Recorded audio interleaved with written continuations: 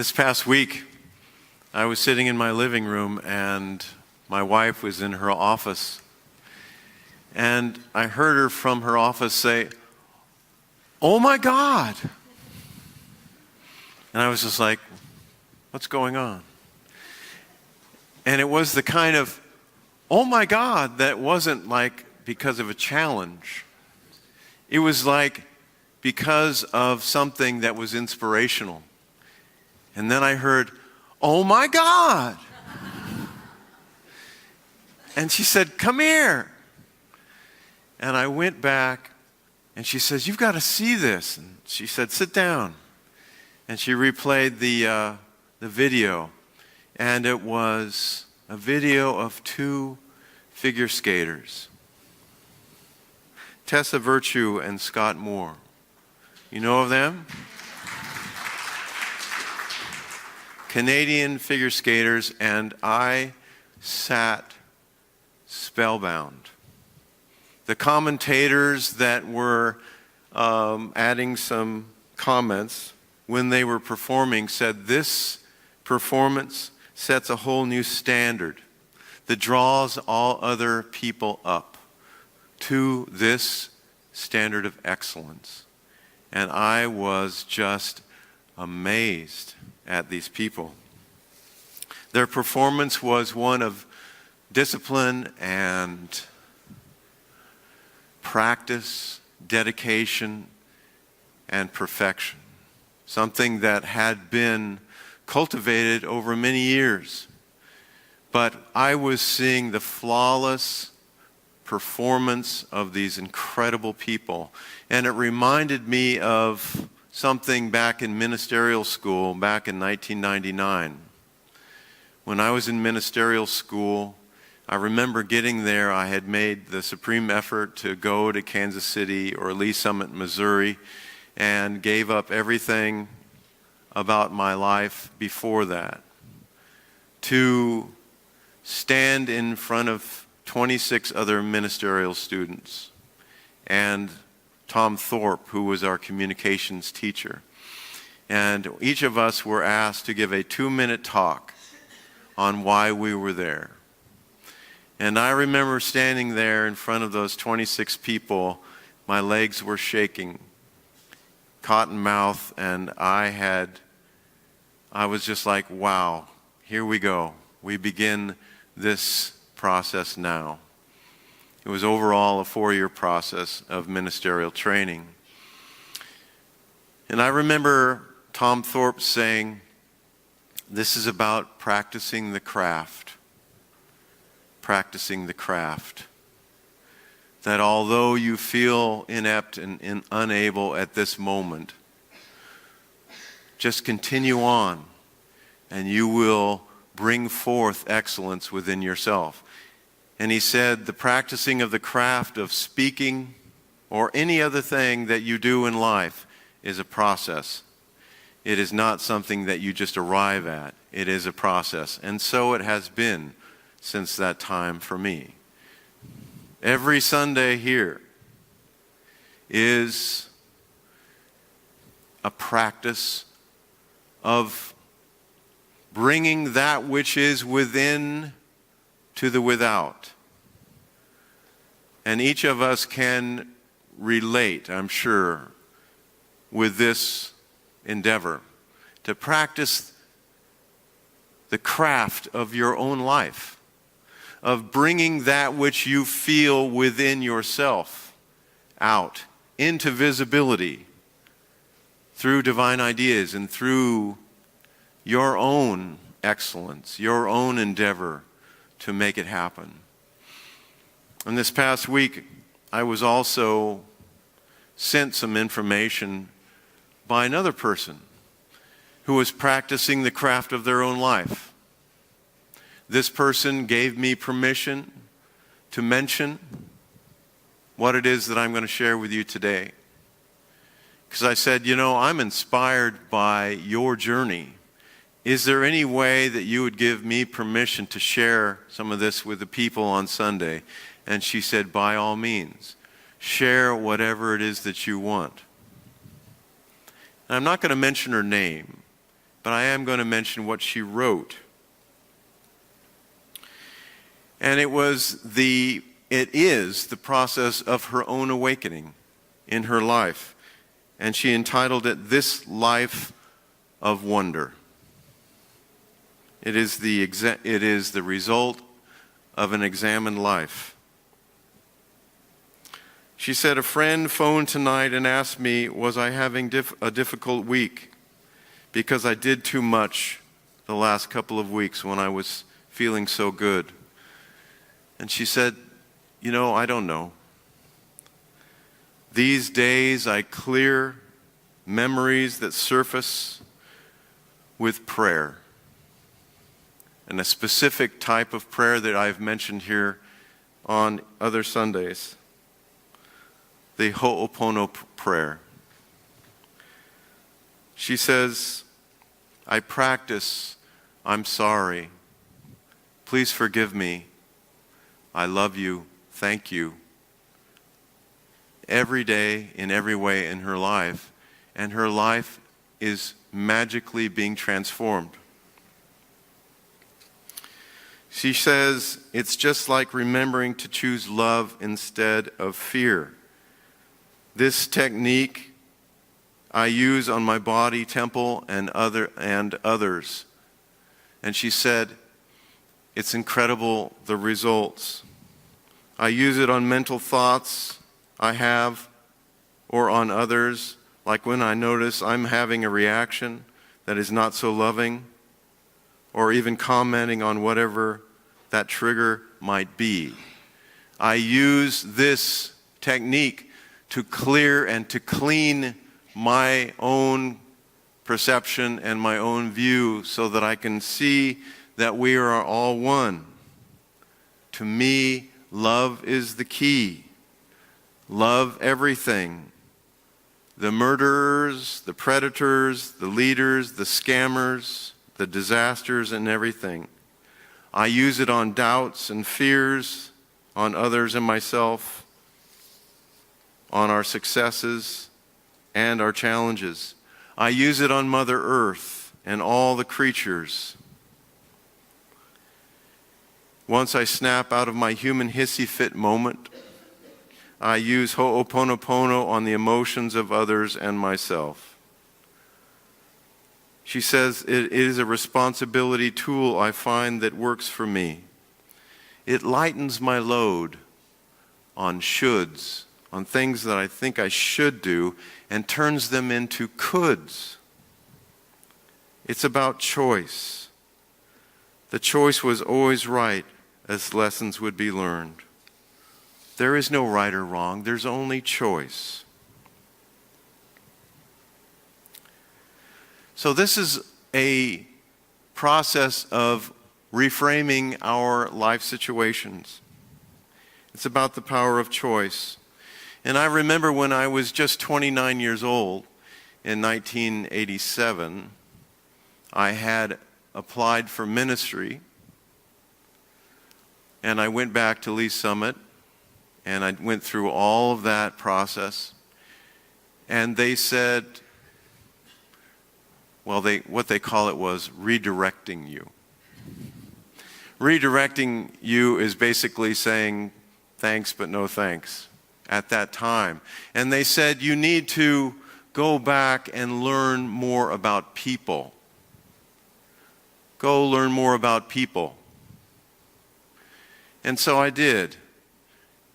And I moved to Arizona, and I got a social work job in Child Protective Services and working also with the elderly, teenagers, and I learned a lot about people, about being in the trenches with people, what people needed, and how they experienced barriers within their own lives about not feeling loved. And to show up for them, and to pay attention, and to respond with love for their lives. I learned a great deal also about myself. And then I reapplied in 1999 and was admitted, because the time was ripe for that to happen and to utilize not only learning how to speak in front of people, but how to be with people, how to practice the craft of loving folks just where they're at. And that's what this work is all about.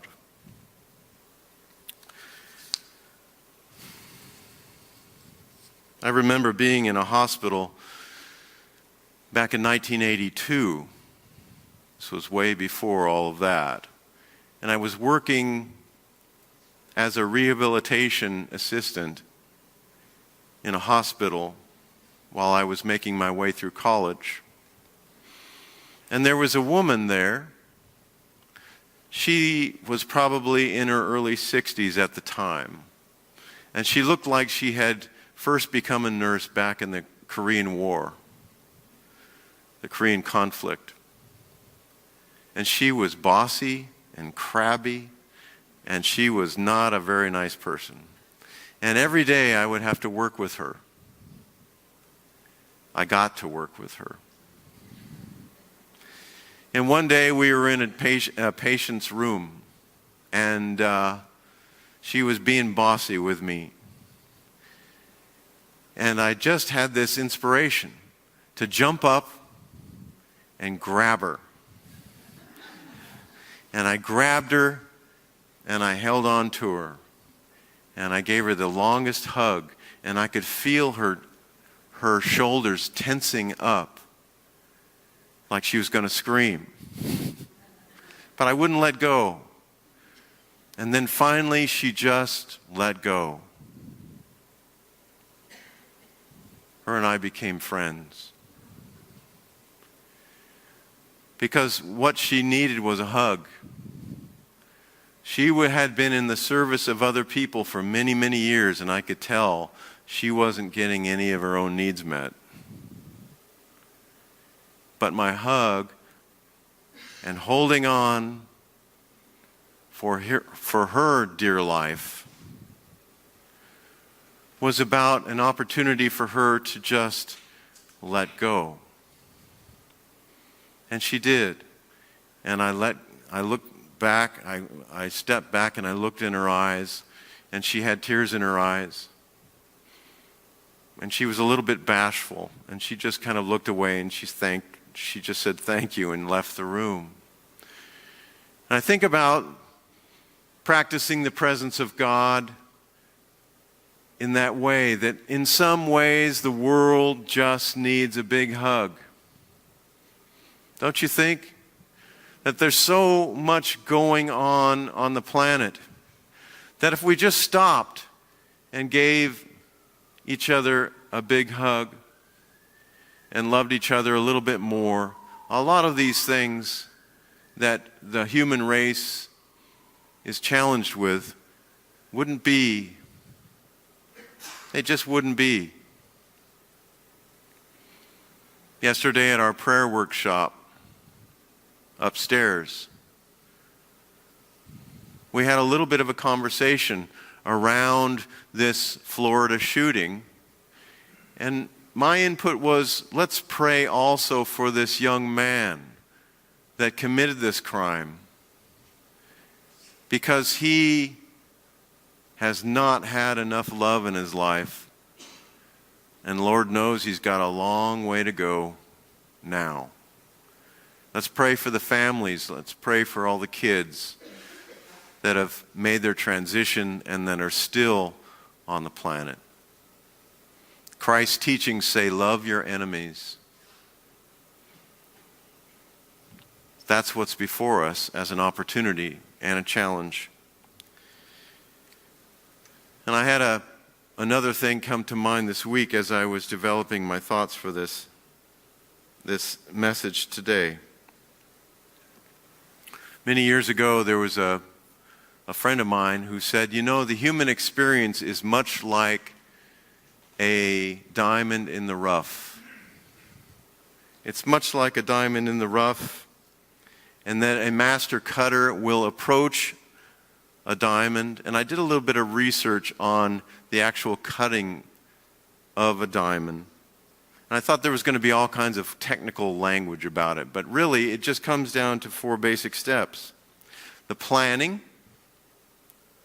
the shaping of the carrots and the cut, the cleaning, and something called the brudding, which is taking actually 2 diamonds and rubbing them on a lathe to where they are rubbing up against each other to make a smooth surface for a later process of faceting. And I thought, boy, isn't that just kind of like the human condition? That we come into each other's lives with a plan, and then there is this process of what is called in the diamond industry brudding, which is we run up against each other to create something beautiful. And that's what it is that the human path is really about. Practicing the presence of God entails all types of different processes that we go through.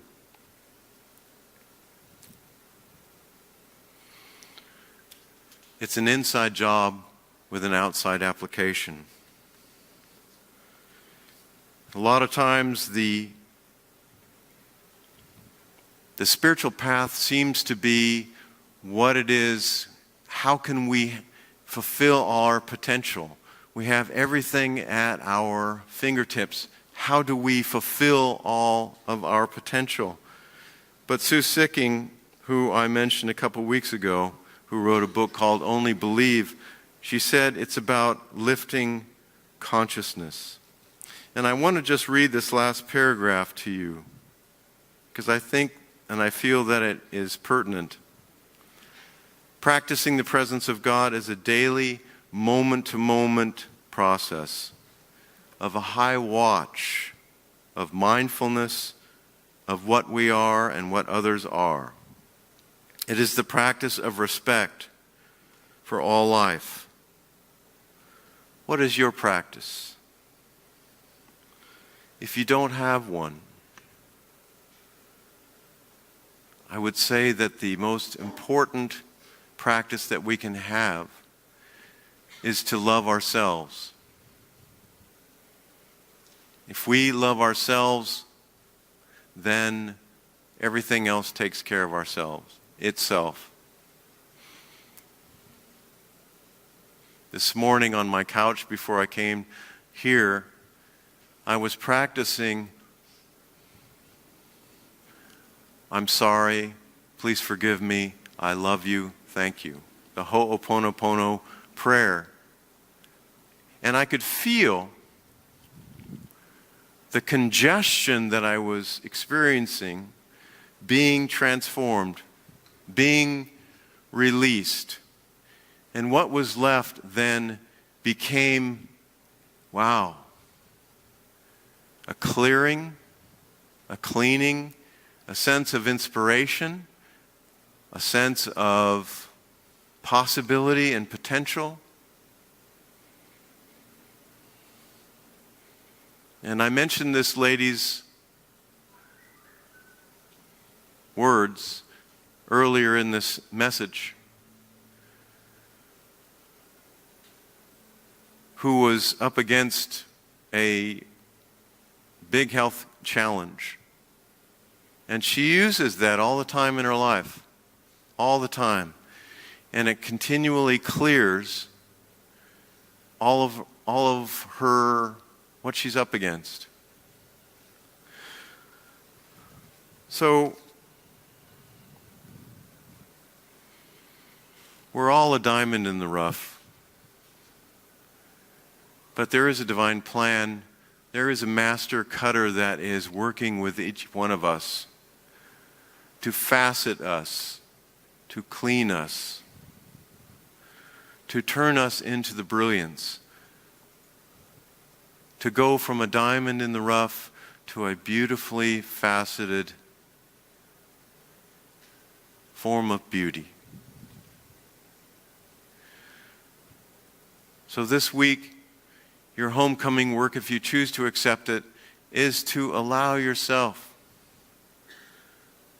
to be polished, to be faceted, to be loved through the love of Spirit. Thank you very much.